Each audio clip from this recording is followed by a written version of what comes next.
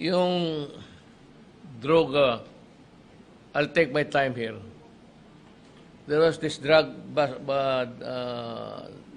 bypass operation sa Holy Star. Alam mo kung bakit sinadya ko ito dito?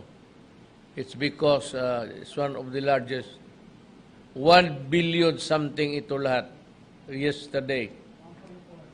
1.4 billion. 1.48 billion po. I'd like to commend the PNP, itong drug body, itong PDEA.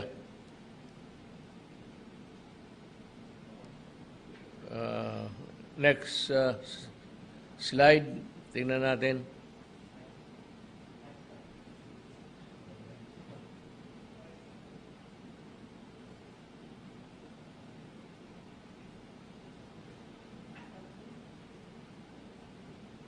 Wala na.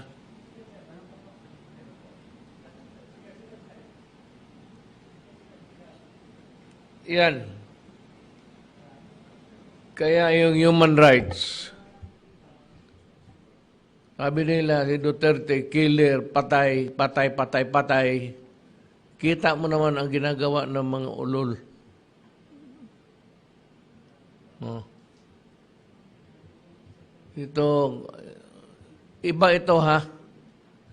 Iba ito, simultaneous raids yan, kahapon. Iba rin ito. Kita mo yung packaging, iba yung product nila. Ito na yung nahuli. Ganon katindi ang drug situation sa Pilipinas. Kaya, well, that explains my reason for my fumigation in public. Talagang galit ako sa ano. Yang ilang taong masira nito, ilang pamilya masira, mga bata na hindi na makapagtuloy ng aral. Rich or poor, ganun ang tama dito. Next slide. Ito, iba na naman. Ito ba yung packaging? Shabu yan, ha? Pag binitawan yan sa buong Pilipinas, sa Maynila, ilang tao maging gunggong yan.